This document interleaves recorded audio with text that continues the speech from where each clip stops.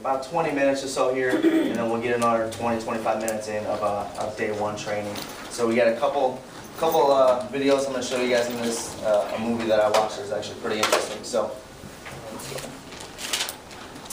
low-fat, high-obesity diet. Okay, we've all heard this stuff. They've talked about it. Everyone's on this low-fat thing. You look at every package: low-fat, reduced fat, low-calorie, reduced calorie, all this stuff. Clearly, it's not working right now. Okay, so we have more low-fat foods, low-fat diets anywhere in the world, yet we have the highest rate of obesity. So I'm starting to see a trend here. We've got more medications, more drugs, all that stuff than anybody else in the world, but we're bottom of the list for healthcare. Okay, it's running the same thing with as far as diet and obesity right now. So since the 70s, dietary fat's been down 40%, down to 34%, yet obesity has gone up. So you would see those numbers and you would think that the powers to be would go, hey, wait a second, this isn't working. Unfortunately, it's just not going that way right now. Okay.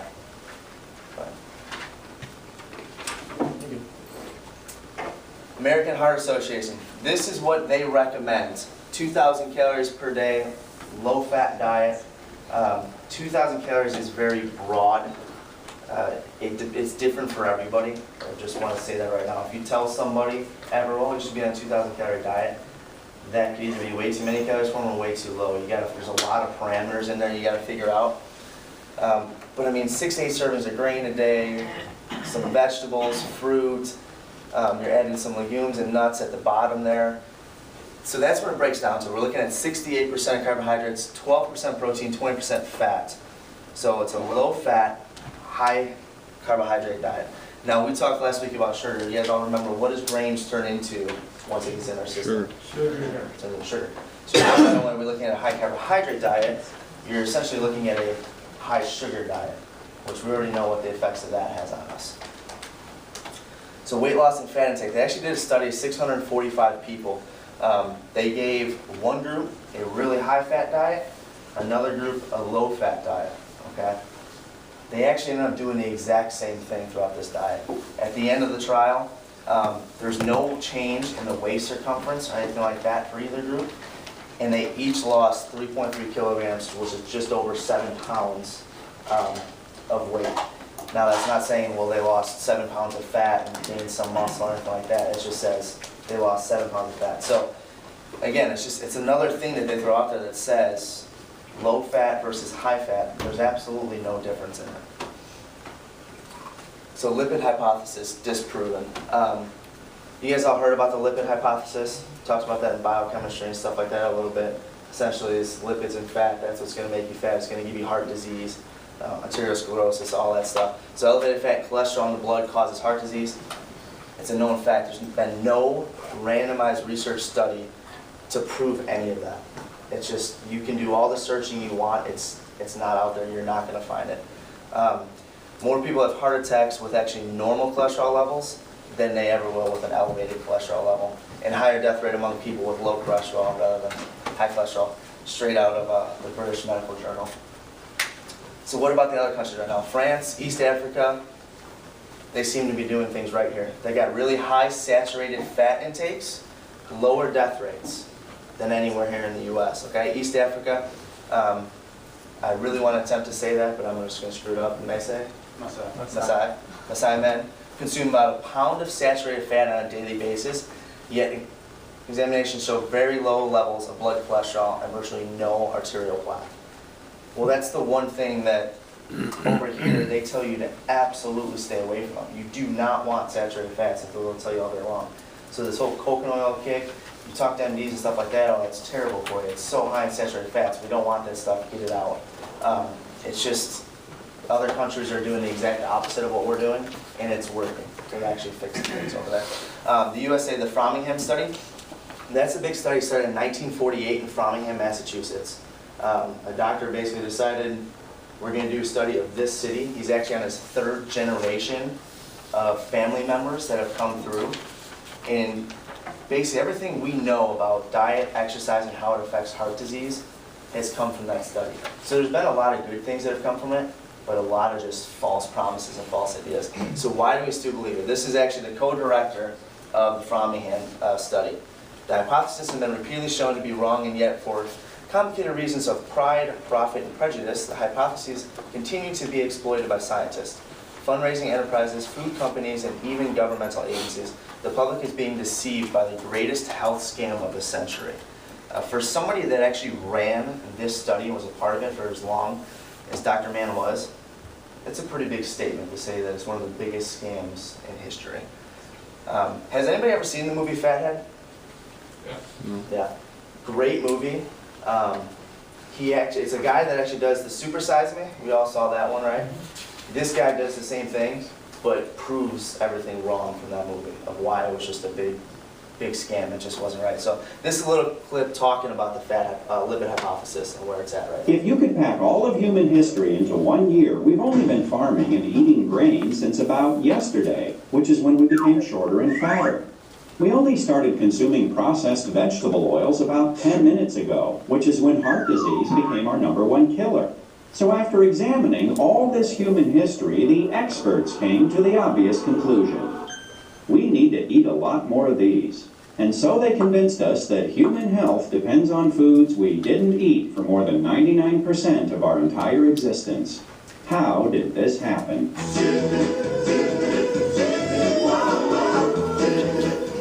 In the 1950s, a biochemist named Ansel Keys published a study that compared heart disease and fat consumption in a half-dozen countries. The more fat, the more heart disease. The trend line was unmistakable. Just one little problem. Keys left out countries where people eat a lot of fat but have very little heart disease, like Holland and Norway.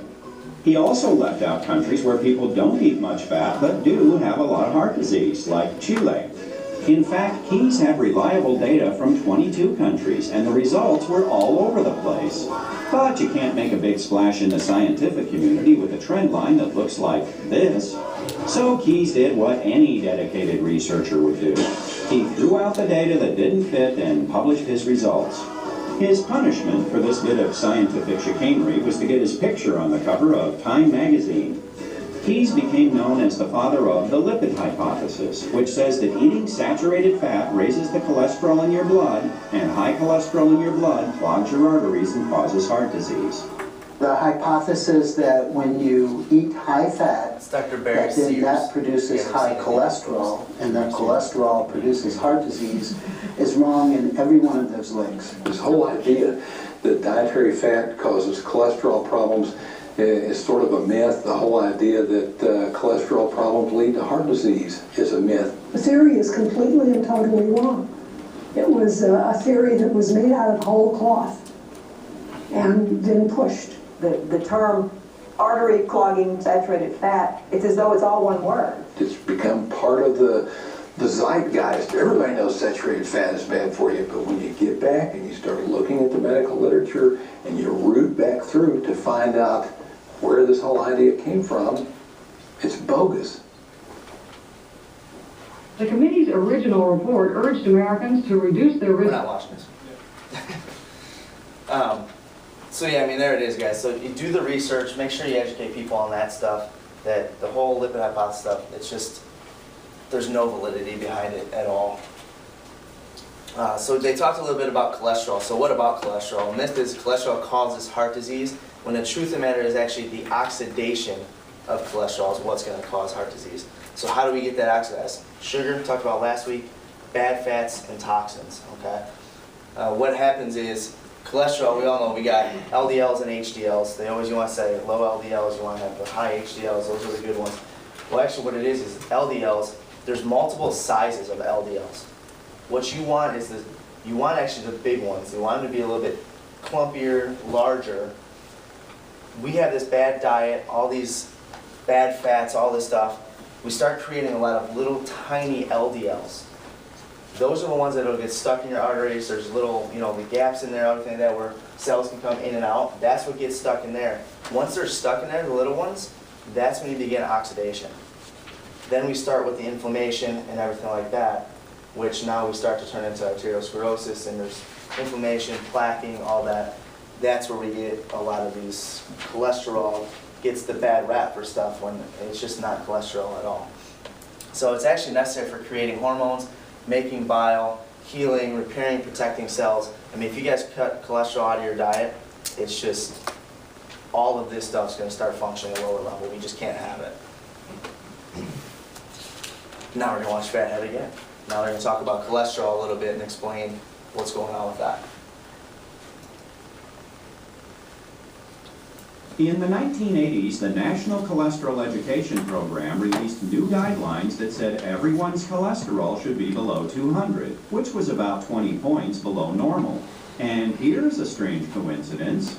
Most of the scientists who wrote those guidelines just happen to have a financial relationship with the companies that make cholesterol-lowering drugs called statins. Many of the studies that claimed a low-fat diet is good for your heart were funded by the American Heart Association, which earns millions of dollars licensing its Heart Check logo to healthy low-fat foods like Cocoa Puffs. If the lipid hypothesis ever goes away, that logo just became worthless. Give this another decade, and that hypothesis will be on the junk pile of history because it's not true. Okay, so maybe the lipid hypothesis isn't true. So what? What could possibly be wrong with cutting back on saturated fat and getting your cholesterol as low as possible? We now have this terrible phobia of fat, of animal fat, which the body needs to be normal, to be healthy. Your immune system is fat dependent, your brain is fat dependent, your skin, your hair, your nails, all these things are fat dependent.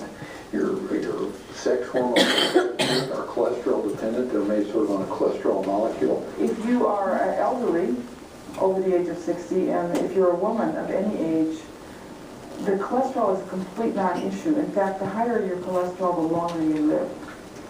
And this shows up in study after study. And yet, in spite of those studies, drugs that lower cholesterol are being marketed to women. But take a good look at that little disclaimer. If it doesn't prevent heart disease, why on earth would you take such a powerful drug? There is absolutely no benefit for women of any age in taking statins.